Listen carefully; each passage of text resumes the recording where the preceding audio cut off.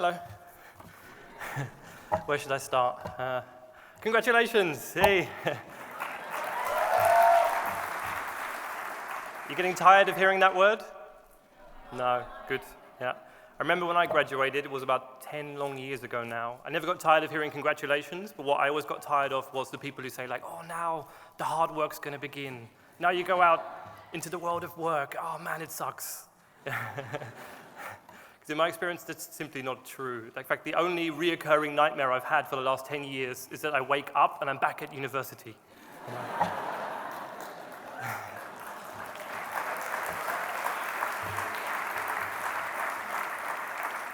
And it's 8 a.m. and the admissions office closes at 9, and there's a report. Yeah, they still exist, admissions offices? I wasn't sure if it was all digital now. And I've got 1 hour, and I haven't even started this report, and I begin furiously copy-pasting from Wikipedia, which I think pretty well summarizes my entire academic career. Possibly also my career as an author. Okay, I should probably get to my actual speech. So full disclosure, this is the first time I've ever been a graduation speaker, and I have no real idea what I'm doing. Was that already obvious? Now, usually in situations where I have no idea what I'm doing, I do one of two things. I ask the internet, or I run away and hide.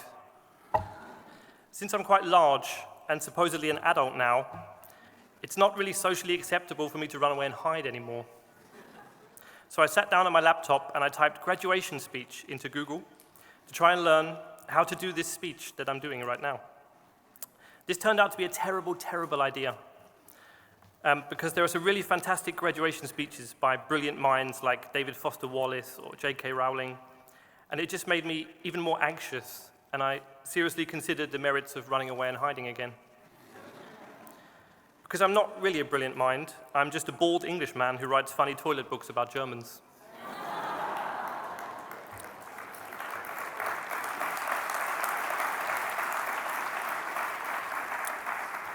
However, I did learn from watching all of those videos that there is a kind of format to commencement speeches. Like plays, stories, wise men, and blind mice, they all come in threes. First, I begin with an opening story, then I make an argument, and then I end with a connection which links the opening story to the argument in a way you did not see coming. I hope I've not ruined the surprise. So we begin first with the story. In 2006, I moved to Leipzig, here in the land of Klugscheißen and Ordentlichkeit. I was a faule Socke, as the Germans would say, and I made, at first, no effort at all to learn their language. I spoke English with everyone, and when my German friends made these kind of classic Denglish-style mistakes and said things like, "We see us tomorrow, yes?" From "Wir sehen uns," or "Wir sehen uns," I'd answer something sarcastic like, "Well, you can see me. I mean, I might even see you, but we can't see each other." Because the English language doesn't allow for this. However, about 6 months into my time here, I was out with some friends, and at the end of the evening, one of my buddies, Andreas, said, "We see us tomorrow, right?" And I completely, automatically, and without thinking answered, "Yes, we'll see us tomorrow." This surprised me. Then when I thought back over the past few weeks prior to that night, I noticed I'd stopped correcting any mistakes my German friends made in English. It took me some time to understand why, but I think I know now, and the answer is part 2, the argument. If you live in one place for a long time, you're constantly surrounded by people that speak your language and share your culture. You start to see the world as divided into 2 camps. There's normal, and then there's strange. Fortunately, as chance would have it, you were born into the normal tribe. And all those people over there, from those other places, foreign places, with their strange cultures and languages and dress, those people are the strange ones. But then a funny thing happens when you move to another country, as many of you here today have. Or even if you stay in your own country, but put yourself in a very international, multicultural part of it, such as Jacob's. Suddenly you find yourself in a situation where you're no longer a master of language, a genius of local geography, or an expert on the mating customs of the nearby tribe. In the face of so many people doing and thinking things completely differently to you, but just as successfully as you, it's only logical to conclude that maybe there might also be something to their method. that your normal is really nothing more than just what you're used to. So you begin replacing words like normal, strange, right and wrong with just different. You confront your beliefs and your prejudices, and often you find them to be hollow. You become much more flexible in your outlook. Living in a multicultural environment, it sort of resets you. Before I moved to Germany, I had a similarly fixed idea about how the English language worked. There are rules. If people make mistakes, as with Andreas in my opening story, I should correct them. But the longer I've lived here, the more flexible I've gotten on the idea of right and wrong and normal and strange. Today, I love walking around places like Jacobs and hearing four people, maybe an Italian, a Swede, Indonesian, and a German, all meeting together in English, which might be their second, third, maybe even fourth language, bringing in their own influences, experiences, idioms, and pronunciations to the language, creating something simultaneously wrong, as linguists might define it, but also better and more creative and interesting than a lot of what passes for normal and right.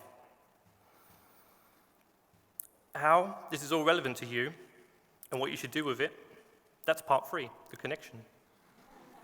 I graduated about 10 years ago, and since then, the graduates that I've seen who are the least happy today, and often the least successful in their careers, have been the graduates who had a very fixed idea of how the world works and what they plan to offer it. Only after graduating, many of those graduates found that what they wanted to offer the world was simply not in demand, such as writing books.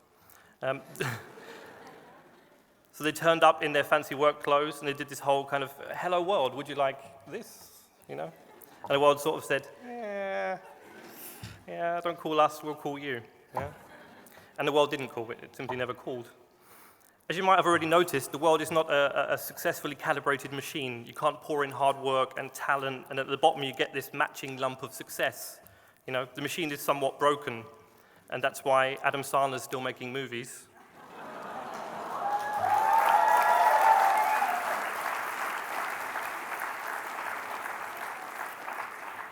And why Paris Hilton has a bigger house than us. If you don't know who those people are, don't change that. The world is simply too random, serendipitous, and broken for us to foresee where we can be of best use to it. And it loves nothing more than to laugh at us and all of our best laid plans. Simply put, we can't control what opportunities we'll get. And we go crazy trying. But we can control the number of opportunities we receive. And we do that not just by getting really good at something, but also, and often overlooked, by increasing the amount of people who know about us and our talents.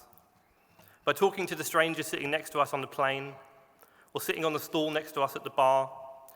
By jumping out into the world in all of its serendipity and shouting, you know, hello, I'm here, pick me. By staying flexible in our approach and not being convinced of what we want or deserve or what's normal, you know, what's strange, and what's right and what's wrong.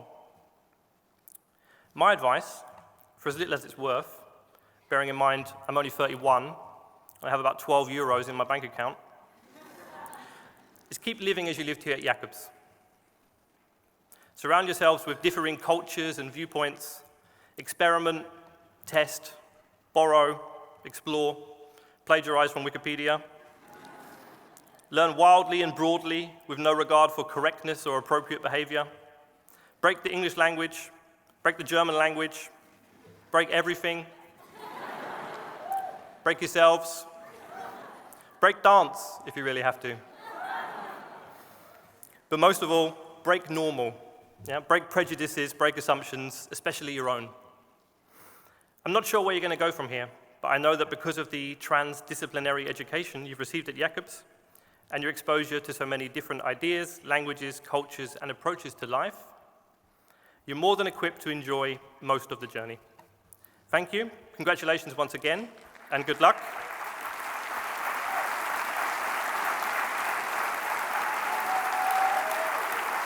I'm not quite finished. Sorry. You've prematurely clapped, because the connection's coming now. It's a callback joke to the story I told in the beginning. The last line, I hope we see us again soon. Thank you.